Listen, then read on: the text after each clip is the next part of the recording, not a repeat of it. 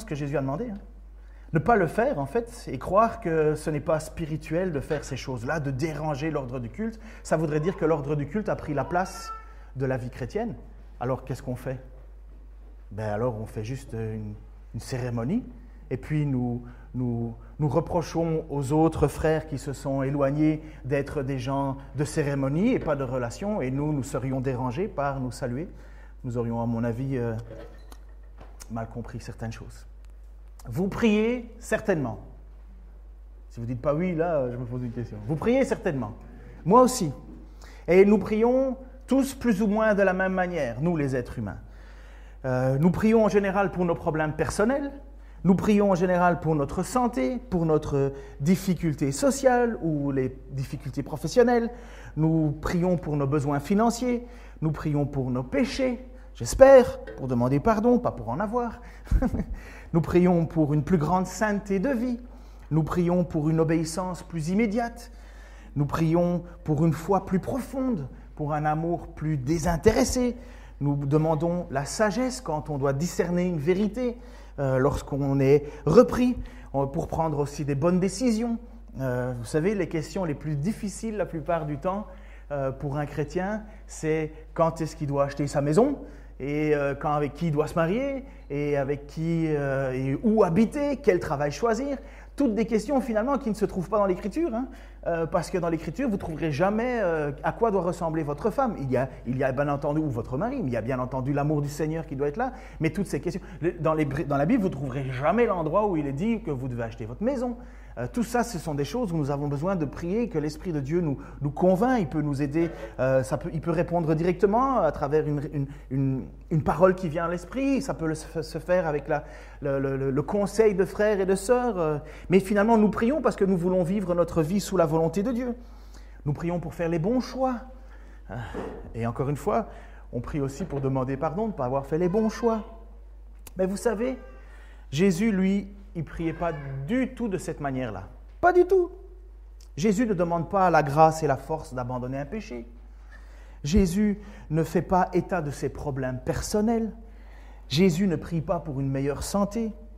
Dans son essence absolue, Jésus, lui, il prie pour accomplir la volonté de son Père, afin que Dieu soit connu et que ceux qui écoutent Jésus-Christ, finalement, écoutent sa parole et reçoivent la vie éternelle. C'est ce que nous voyons dans Jean, chapitre 17, et c'est le moment où Jésus lui-même va prier Dieu.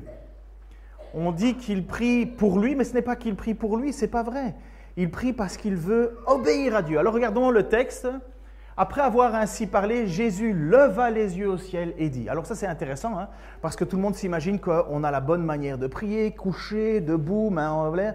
En fait, il n'y a pas de règle. Certaines fois, dans le texte biblique, nous voyons des gens se coucher à terre pour prier, pour demander pardon à Dieu. Là, nous voyons Jésus qui lève les yeux au ciel. Il y en a d'autres qui lèvent les mains. Il y en a certains qui, contris de honte et de regret, déchirent le vêtement et ainsi de suite.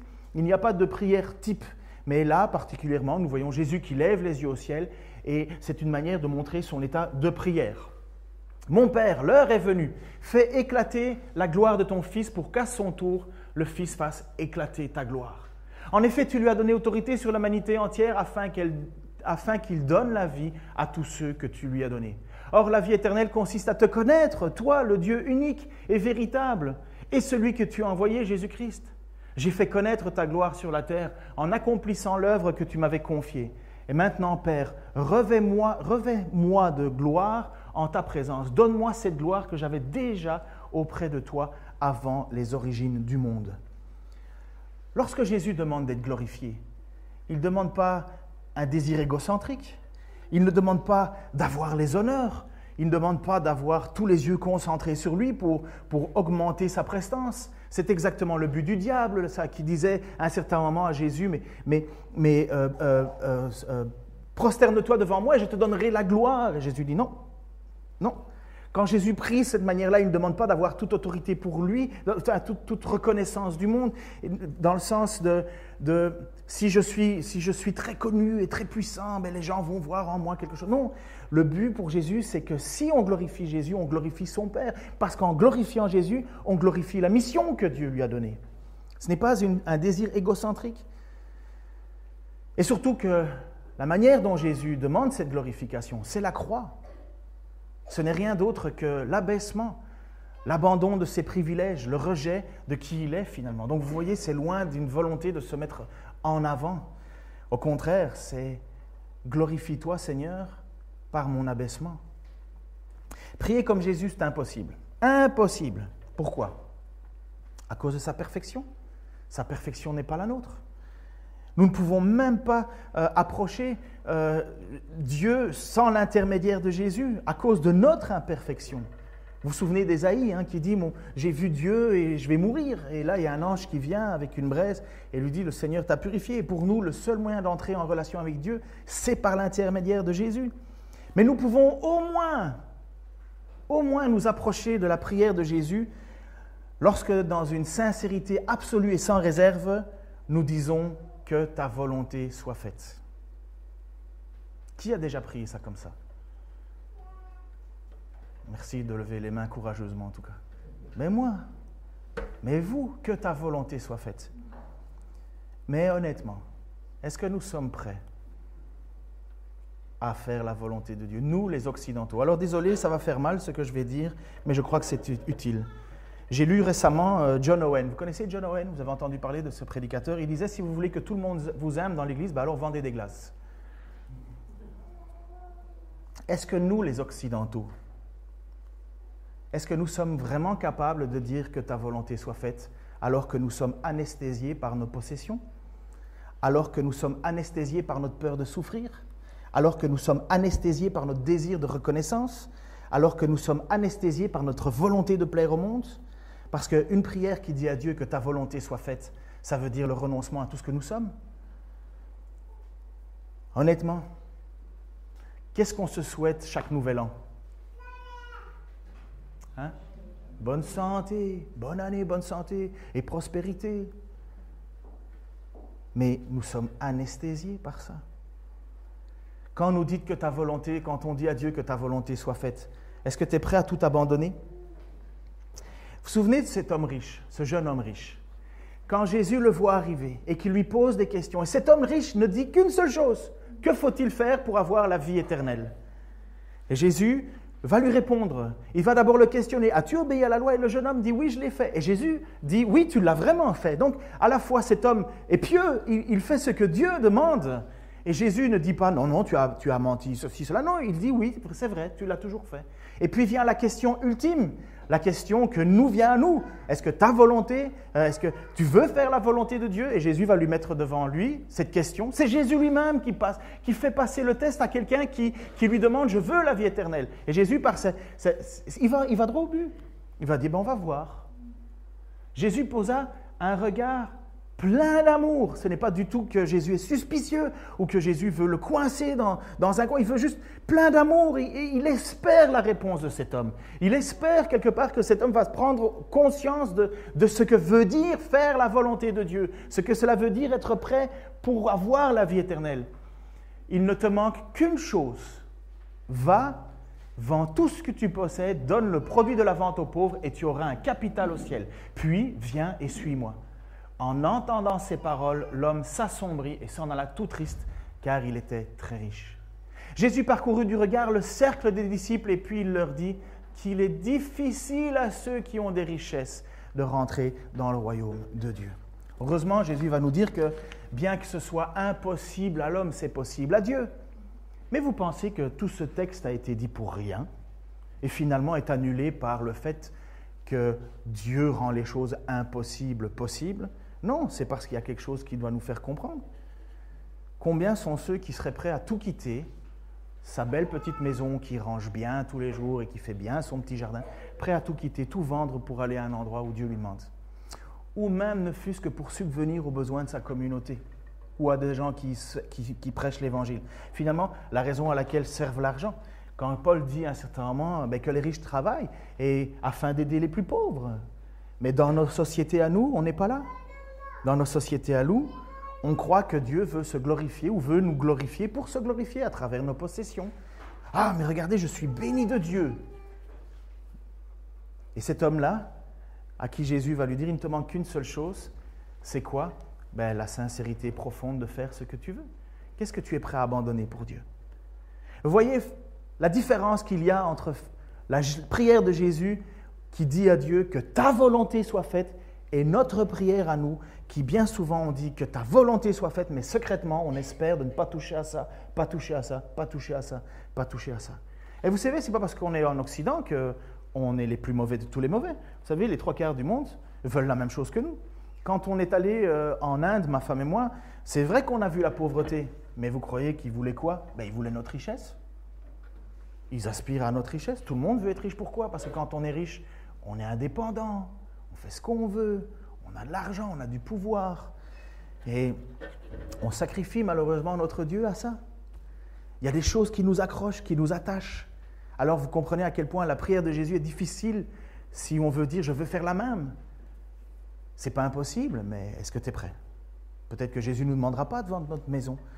Peut-être que Jésus, lui, mettait simplement un test devant cet homme en disant « mais finalement, où est ton cœur? Et où est le nôtre ?» Jésus doit avoir, à mon avis, beaucoup de tendresse et d'amour en nous regardant. Hein. J'en suis convaincu. Mais en même temps, je ne peux pas imaginer qu'il n'y a pas des moments où il y a la tristesse qui vient dans le cœur de Jésus lorsque nous n'osons pas abandonner notre confort de vie pour suivre. En Orient, ils n'ont pas eu trop le choix. Il y a des gens qui ont tapé à la porte et l'ont demandé de prendre une décision. Es-tu chrétien ou pas? C'était tout ce qu'ils ont posé. Et là, ce n'était plus une question de maison ou de quoi que ce soit, mais de juste perdre la vie. Alors, oui, prier comme Jésus est loin de ce que l'on peut accomplir, mais Jésus veut que l'on y arrive. Et c'est pourquoi exactement il prie. Il sait qu'on n'y arrive pas et c'est pourquoi il va prier pour ses apôtres. C'est pourquoi à ce moment-là, solennellement, il fait cette prière officielle, mais en même temps, il va prier pour ses apôtres, ses disciples et finalement nous, puisque c'est la prière que Jésus fait pour l'ensemble des chrétiens. Il va dire ceci: « Je t'ai fait connaître aux hommes que tu as pris du monde pour me les donner. Ils t'appartenaient et tu me les as donnés. Ils ont gardé ta parole. Maintenant, ils savent que tout ce que tu m'as donné vient de toi, car je leur ai transmis fidèlement le message que tu m'avais confié. Ils l'ont reçu. Aussi ont-ils reconnu avec certitude que je suis venu d'auprès de toi, et ils ont cru que c'était toi qui m'as envoyé. Je te prie pour eux. Je ne te prie pas pour le reste des hommes, mais pour ceux que tu m'as donnés parce qu'ils t'appartenaient. Car tout ce qui est à toi, tout ce qui est à moi t'appartient, comme tout ce qui est à toi m'appartient. Ma gloire rayonne en eux. » Wow, c'est joli d'entendre ça. Que la gloire de Dieu rayonne dans les apôtres, dans les disciples. Jésus directement met la table quelque part et il dit « Je ne prie pas pour tout le monde. » Jésus ne fait pas une prière pour l'humanité entière. Il prie pour certaines personnes. Il prie pour certaines personnes, pas tous. Puisqu'il le dit lui-même, « Je prie pour eux, je ne te prie pas pour le reste des hommes, mais pour ceux que tu m'as donnés. » Et pourquoi est-ce qu'il prie? Il prie, si tu peux monter un peu plus haut dans l'image, « Je t'ai fait connaître aux hommes que tu as pris du monde pour me les donner. » Voilà pour qui Jésus prie. Il prie pour ceux que Dieu a donnés à Jésus. Ce n'est pas tous les hommes. Il t'appartenait, et tu me les as donnés. Finalement, ces hommes, nous qui avons accepté, qui avons entendu le message de Jésus-Christ, avons cru dans ce message, nous appartenions déjà à Dieu.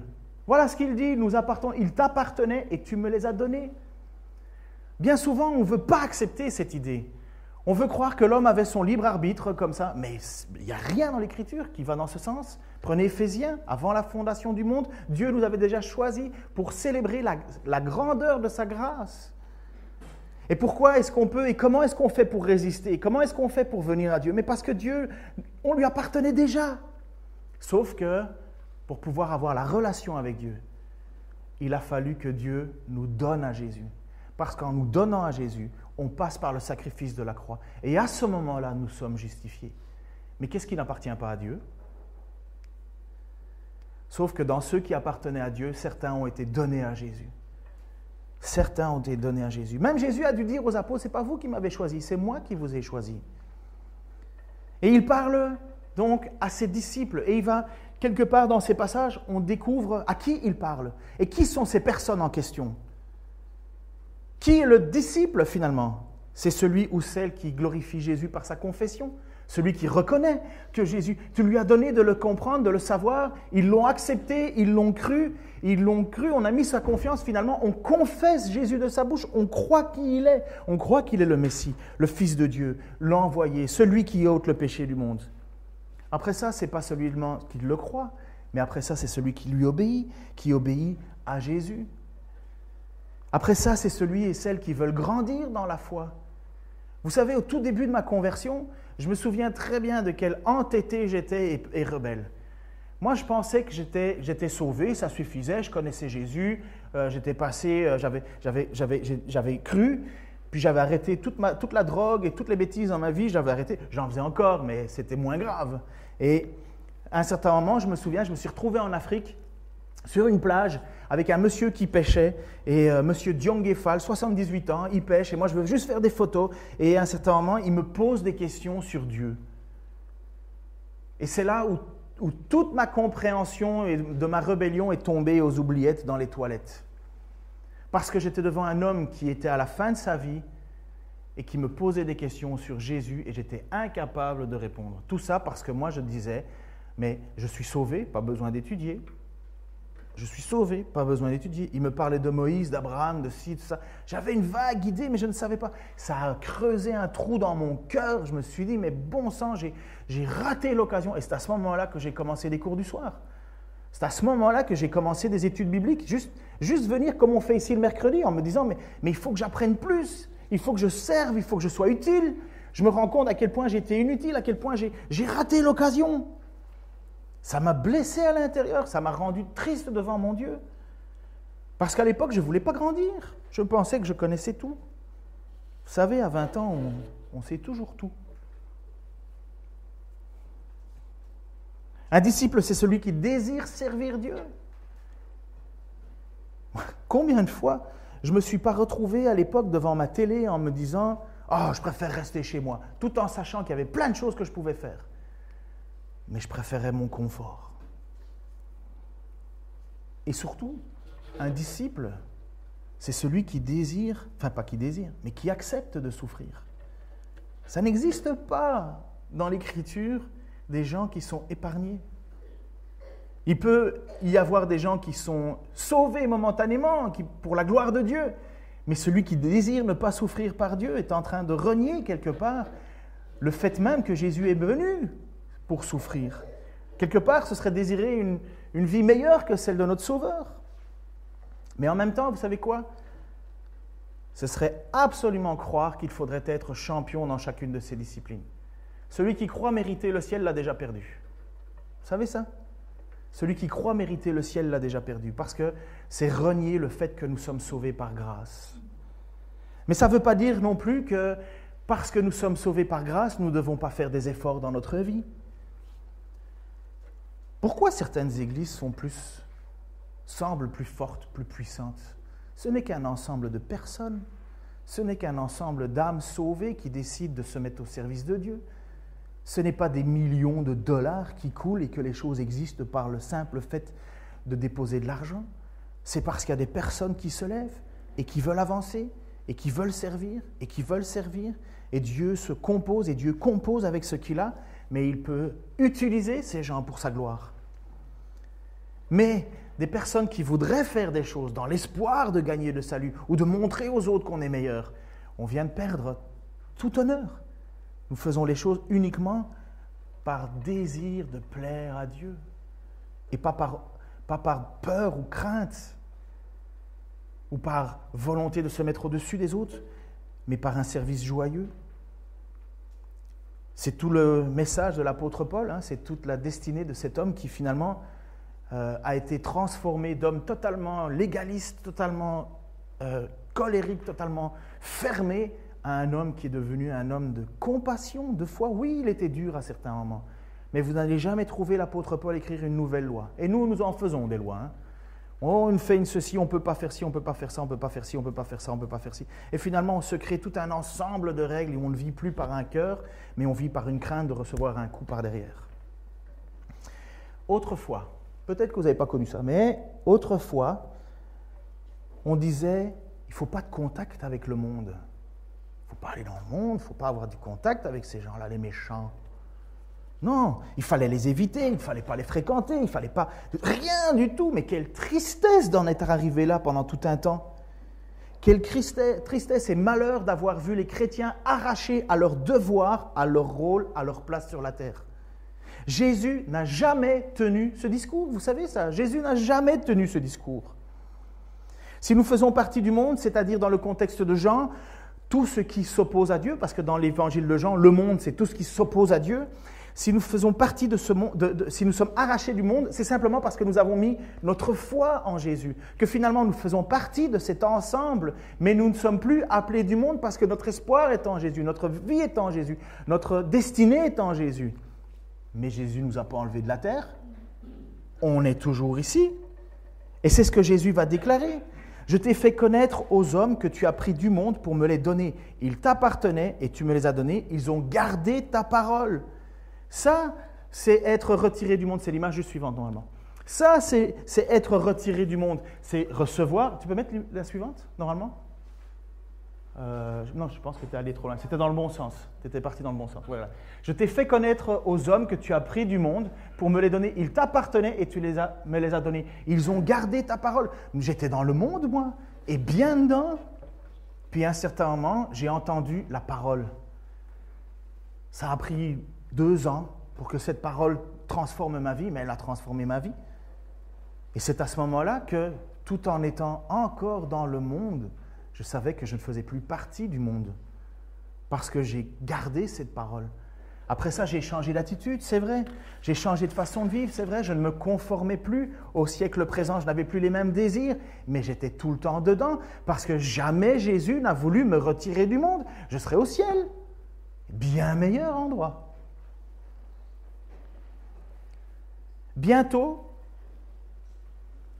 je ne serai plus dans le monde car je vais à toi. Mais eux, ils vont rester dans le monde.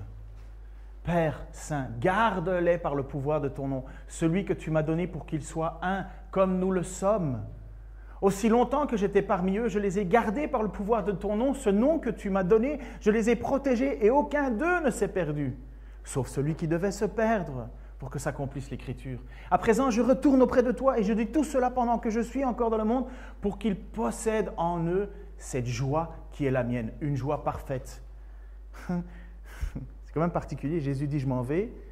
Eux, ils ont envie d'être avec moi au ciel, mais je prie pour que leur joie soit parfaite. Donc finalement, Jésus considère que la joie parfaite, elle est encore possible sur cette terre. Continue. Je leur ai donné ta parole et le monde les a pris en haine parce qu'ils ne lui appartiennent pas. Comme moi-même, je ne lui appartiens pas. Je ne te demande pas de les retirer du monde. Je ne te demande pas de les retirer du monde, mais de les préserver du diable. Vous savez, ça, je pense que dans vos Bibles, vous devriez, et on devrait tous le souligner. Je ne te demande pas de les retirer du monde. Mais nous voulons parfois aller plus loin que Jésus. Je veux me retirer du monde, je ne veux plus rien avoir avec eux. Je ne te demande pas de les retirer du monde, mais de faire quoi? De les préserver du diable. Ils n'appartiennent pas au monde comme moi-même, je ne lui appartiens pas. Consacre-les par la vérité, ta parole est la vérité. Comme tu m'as envoyé dans le monde, moi aussi je les y envoie. Et je me consacre moi-même à toi pour eux, pour qu'ils soient à leur tour consacrés à toi par la vérité. Dieu a un peuple qui ne sait pas encore qui lui appartient. Vous savez ça? Qui, 1 an avant sa conversion, avait la certitude d'appartenir à Dieu. Dieu a un peuple qui ne sait pas encore qu'il appartient à Dieu. C'est ce que Paul va dire un certain moment. Dieu a encore un peuple nombreux dans cette ville, c'est pourquoi j'y reste. Dieu a un peuple qui appartient à Dieu et ils ne le savent pas encore. Je les ai redonné ta parole et le monde les a pris en haine parce qu'ils ne lui appartiennent pas, comme moi-même je ne lui appartiens pas. C'était juste un petit peu avant que je vous ai montré qu'ils appartenaient à Dieu et Dieu les a donnés à Jésus. Eh bien, beaucoup de gens dans ces villes, autour de nous encore, appartiennent à Dieu et ne le savent pas encore.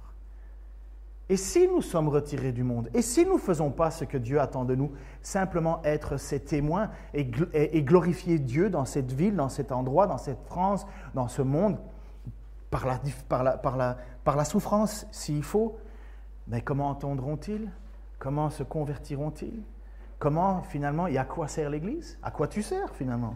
si notre but à nous, c'est de nous enfermer dans nos murs, de rester bien entre nous et de regarder les gens qui rentrent en disant « toi, tu ne peux pas venir ici » ou « moi, je ne peux pas aller là » ou « moi, je ne peux pas faire ci ». Et finalement, on se renferme sur nous, on commence à élire des lois sur ce qui est acceptable ou pas acceptable et finalement, on se retire nous-mêmes du monde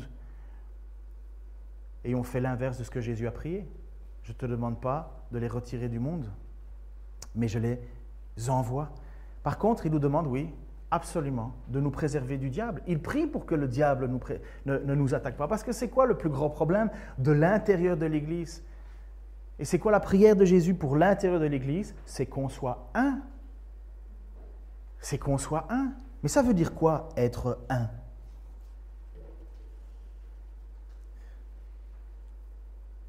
Les Belges sont champions du compromis, vous savez ça? Nous, on est capable de faire des compromis abracadabrants. Tu es capable de faire accepter à l'autre ce qu'il refuse d'accepter et tu es capable de faire accepter à l'autre, de faire oublier ce qu'il ne voulait pas perdre. Ça, c'est le Belge, le compromis. Vous pensez que Dieu nous invite à avoir des compromis sur compromis pour sauvegarder l'unité? Est-ce que c'est ça, l'unité? Ça veut dire tout accepter au point de vue de tout perdre, mais juste dans l'idée de dire on est un? Ah, moi c'est sûr, hein, à ce niveau-là, on peut faire des unités, mais abracadabrantes. Et encore, je vous le dis, le Belge, il est champion pour ça. Vous aviez déjà entendu chez nous en Belgique, quand il y avait... Enfin, je n'ai jamais compris ça quand j'étais petit, mais il y avait les élections, le Premier ministre avait perdu, et puis après ça, on élisait le même Premier ministre. Et pendant toute une époque, c'était Martens, qui s'appelait... Enfin, c'était un Premier ministre, ça glisse dans mon oreille. Et on est allé jusqu'à Martens 9. Mais on avait toujours voté pour des partis différents, mais ils arrivaient à faire des coalitions, et boum, on avait de nouveau M. Martens. Boum, il était toujours là. Moi, je ne comprenais pas, et c'est à ce moment-là où, personnellement, moi, la politique, je ne comprenais rien. C'était toujours le même bonhomme. Que tu votes à gauche, à droite, au milieu, au centre, vert, jaune, rouge, tu avais toujours le même bonhomme, parce que c'est le compromis à la belge. Mais dans une église, c'est quoi l'unité? C'est quoi quand Dieu dit préserver du diable, les garder du diable? Alors qu'est-ce qui casse l'unité? La jalousie, les haines, les frictions, les individualismes arrogants, l'égoïsme, l'amertume. Je vais le redire une deuxième fois. L'amertume. Peut-être même une troisième fois. L'amertume. Il y a peut-être un message. Le refus de pardonner, les langues de vipères, l'esprit franc-tireur, le manque de coopération, les mensonges, les demi-vérités dogmatiques, où on tord un peu les Écritures parce qu'on s'était autoproclamé théologien et finalement on va définir des nouvelles lignes avec des nouvelles règles, des demi-vérités, le refus de reconnaître ses erreurs. Ah, ça c'est le plus dur pour tout le monde, et moi en premier. Le refus de reconnaître ses erreurs, le refus d'apprendre d'autrui, le scepticisme chronique. Ça, c'est le plus difficile pour un pasteur, le sceptique chronique. Tu lui montres tous les textes bibliques et il te dit encore, je ne suis pas sûr. Et il dit quoi, tu veux que j'en écrive d'autres ou quoi? Mais non, sceptique chronique. Et ça, c'est francophone à mort. Ça c'est la francophonie, elle gagne toutes les médailles olympiques là-dessus. Voilà bien des mots que nous devons combattre pour préserver l'unité. Mais ce n'est pas anéantir celui qui gêne, c'est de travailler sur nous. Et ensuite, Jésus va prier pour nous garder du malin. Il ne prie pas pour que nous fuyions le mal, mais pour que nous ne sombrions pas dans ce qui attire le monde. Et qu'est-ce qui attire le monde? Pendant tout un temps, dans les années 60 et 70, c'était sex, drug and rock'n'roll. Vous avez connu ça? Les chansons, enfin peut-être que vous l'avez connu, mais en tout cas, vous connaissez au moins le slogan. Sex, drug and rock'n'roll. Et aujourd'hui, c'est quoi dans le monde? Et ça a toujours été comme ça. Le pouvoir, le sexe et le plaisir. Vous savez quoi? L'Église de Jésus-Christ, elle est déjà bien atteinte. Comment l'Église est séduite par l'argent? Facilement. Combien de mouvements maintenant sur la prospérité ne sont pas en vue? Ou finalement, ce qu'on attend de Dieu, c'est qu'il bénisse mon compte en banque, mon compte en banque, mon compte en banque, mon compte en banque. Et l'Église de Jésus-Christ, aujourd'hui, vous savez, si vous êtes un tout petit peu intéressé par les mouvements théologiques en grande partie, l'Église a toujours été confrontée à des mouvements. Mais aujourd'hui, l'évangile de la prospérité, mais mes amis, mais c'est un fléau. Au point que le chrétien fidèle qui espère en Dieu croit qu'il n'est pas béni de Dieu parce qu'il n'a pas autant d'argent que l'autre. Et finalement, on demande à Dieu de prouver sa présence et de prouver son amour par le fait de me bénir. Seigneur, si tu ne me bénis pas, ben, tu ne sers à rien. Waouh, quelle arrogance! Eh bien, l'Église, elle est là aujourd'hui. Alors, on adule des pasteurs qui ont un beau costume, dont toi, il te faut 2 mois pour le payer. Mais on adule des gens comme ça en se disant « mais ça, ce sont des gens qui ont réussi ». J'aurais plutôt tendance que le diable offre ces choses-là.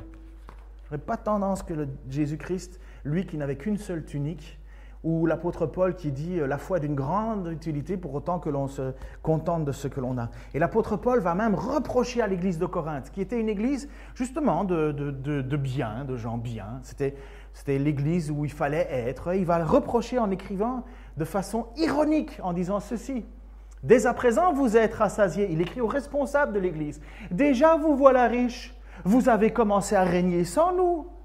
Comme je voudrais que vous soyez effectivement en train de régner pour que nous soyons rois avec vous.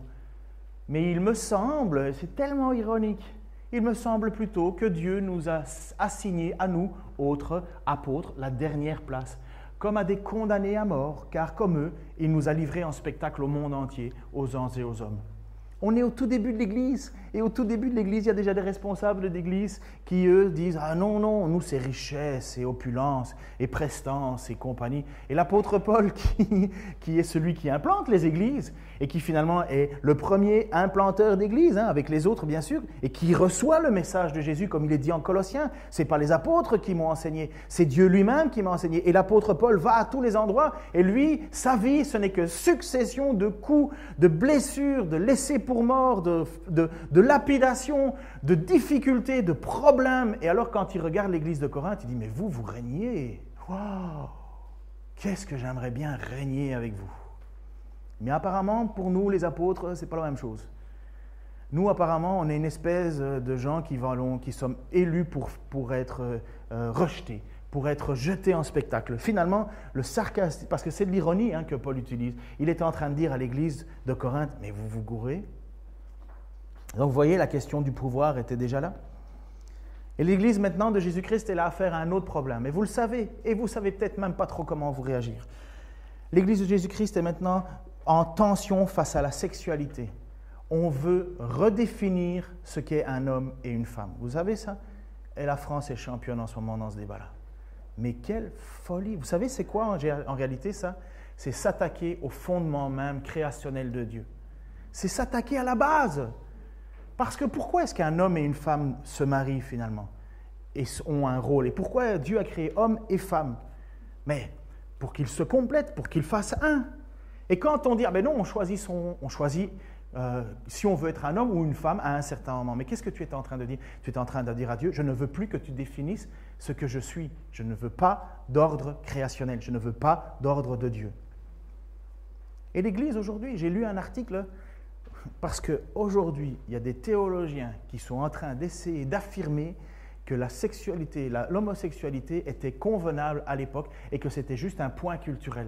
Mais ça en devient une folie, au point que certains chrétiens mal affermis ne savent plus trop ce qu'ils doivent faire. Ah oui, mais Jésus, il aimait tout le monde. Bien sûr, Jésus aime tout le monde, mais Jésus est mort pour que les péchés des gens. Et Jésus, il veut accepter tout le monde. Bien sûr que si nous avons des personnes qui ont des tendances homosexuelles, nous n'allons pas les rejeter.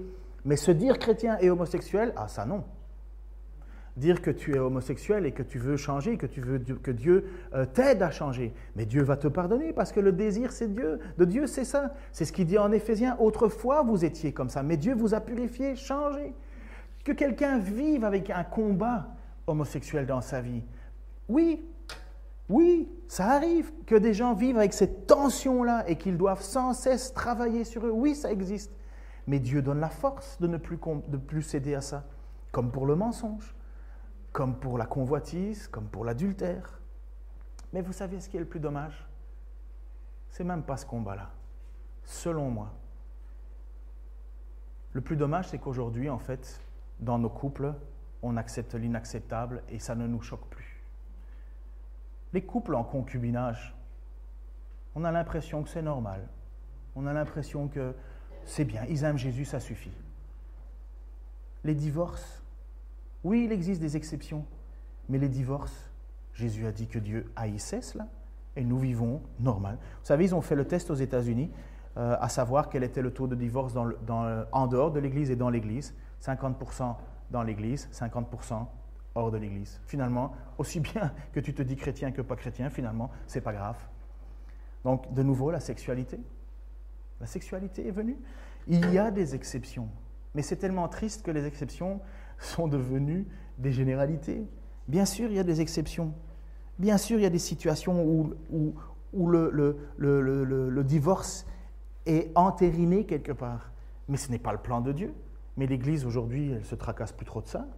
En tout cas, si on prend le cas de l'Église aux États-Unis, ça a l'air de très bien passer aujourd'hui.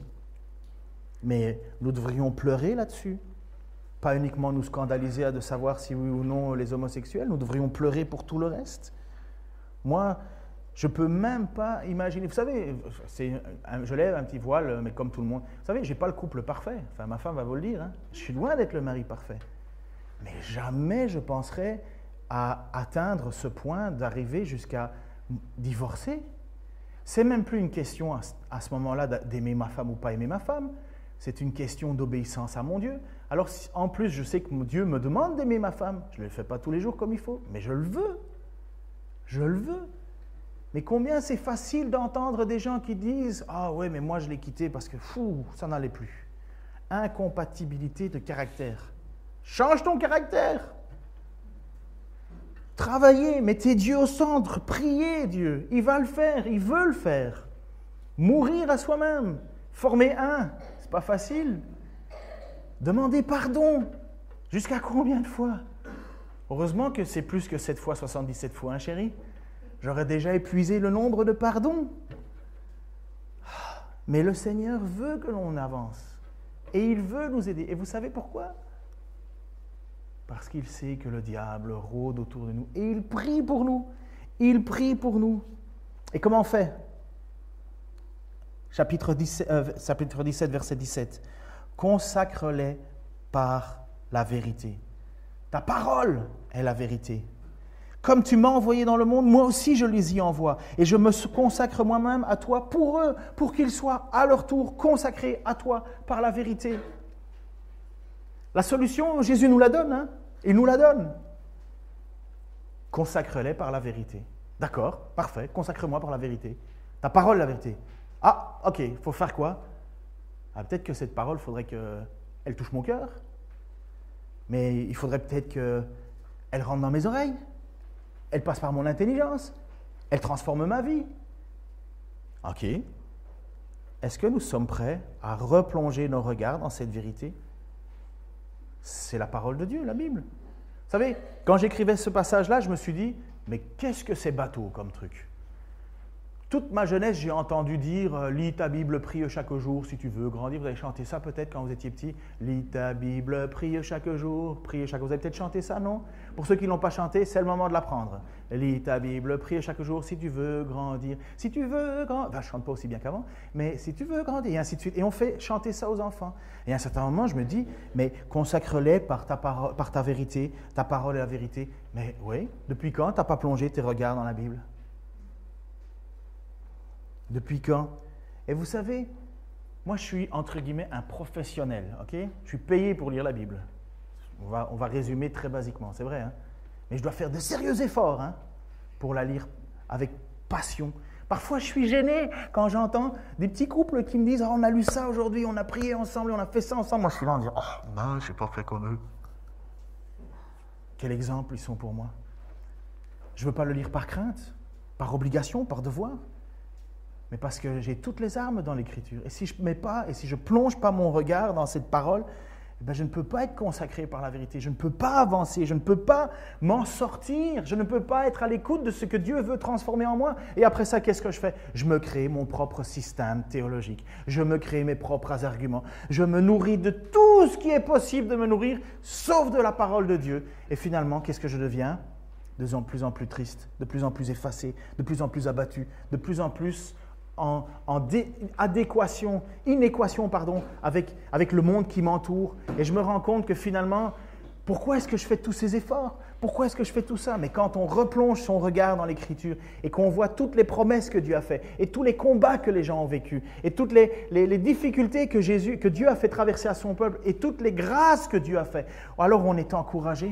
Vous savez, et je termine avec ça, Gédéon, vous vous souvenez de ce petit Gédéon? L'histoire de Gédéon. Vous l'avez déjà dessiné, Gédéon? Avec sa toison et compagnie, vous vous souvenez? À un certain moment, il est là, il est en train de presser le grain. Il est en train de presser le grain, le raisin il bat le blé dans un pressoir à vin, voilà. Donc ça veut dire qu'il est caché. Les Amalécites sont tous les ans, ça fait 7 ans qu'ils viennent, ils pillent tout, ils prennent tout, et vous avez Gédéon qui est là. Il est en train de presser, de frapper son blé, de peur qu'on le vole. Et là, le texte dit, l'ange de l'Éternel, c'était à Opra, l'ange de l'Éternel arrive sous l'arbre, je crois que c'était un térébinthe. Et il est là, et l'ange de l'Éternel dit alors à Gédéon, vaillant héros. Et Gédéon, il est là avec ses pieds dans le pressoir à grain, certainement, le pressoir à vin, certainement avec une hauteur jusque-là, il doit regarder en disant, mais qui m'appelle vaillant héros? Il n'a pas vu à quoi je ressemble. Qu'est-ce qu'il y a d'héroïque? Et qu'est-ce que Gédéon répond? Il dit, mais où est le Dieu que nos pères nous ont parlé? Dieu nous a abandonnés. Et l'ange de l'Éternel lui dit, va avec la force que tu as. Mais quelle est sa force? Juste pour savoir, Gédéon a battu une armée de 145 000 hommes avec 300 personnes. C'est énorme, hein? Donc on voit bien que ce n'est pas Gédéon qui l'a fait. Mais à ce moment-là, l'Éternel, ou l'ange de l'Éternel, on ne sait pas trop parce qu'il y a comme un jeu, dit à Gédéon, va avec la force que tu as. Et c'est quoi sa force? Où est le Dieu que nos pères nous ont raconté? Il se souvient de tout ce que Dieu a fait parce qu'il a entendu, à l'époque c'était une tradition orale, ce que les pères ont raconté, ce que ta Bible te dit. Où il est le Dieu de la Bible? Où il est ce Dieu dont nous parlent nos anciens, dont nous parlent? Où il est ce Dieu? Et voilà l'ange de l'Éternel qui se retourne et dit, tu as toute la force qu'il faut. Va avec la force que tu as. C'est moi qui libérerai Israël. C'est exactement la même chose. Consacre-les par la vérité. Ta parole est la vérité. Et à ce moment-là, lorsque nous replongeons nos yeux dans cette écriture, comme tu m'as envoyé dans le monde, moi aussi, je les y envoie. Comme tu m'as envoyé dans le monde, moi aussi, je les y envoie. Je me consacre moi-même à toi pour eux. Dieu fait ce cadeau pour toi, pour que tu fasses cela, pour qu'ils soient à leur tour consacrés à toi par la vérité. Seigneur, je veux te prier pour moi en premier, Seigneur, parce que tout ce message, tout ce texte, c'est pour moi. Qui suis-je, Seigneur, devant toi, devant tes pieds, devant ta parole, Seigneur? Je ne suis simplement qu'un être humain qui essaye tant bien que mal de te plaire. Seigneur, combien de fois je ne tombe pas? Combien de fois tu nous rappelles que ta grâce est présente? Merci, Seigneur, parce que la repentance est une véritable solution pour nous. Merci, Seigneur, parce que nous pouvons revenir à toi sans cesse. Oui, Seigneur, tu pries que l'on soit un. Et je te prie, Seigneur, de nous préserver de nos attitudes infâmes et infectes, Seigneur, qui t'empêchent d'accomplir son dessein dans nos églises, dans mon cœur. Seigneur, aide-moi à ne pas être ce que tu ne veux pas que je sois. Aide-moi à dire pleinement et totalement que ta volonté soit faite. Seigneur, je te prie pour mes frères et mes sœurs, ici dans cette église et partout ailleurs, et ceux qui entendront les messages, Seigneur. Toi, tu peux nous transformer, Jésus. Tu peux faire de nos cœurs de pierre des cœurs de chair, des cœurs d'amour. Toi, tu peux nous consacrer par ta vérité et nous envoyer. Seigneur, aide-nous à pouvoir atteindre ce que toi tu veux que l'on atteigne. Aide-nous à nous abaisser pour que tu nous relèves.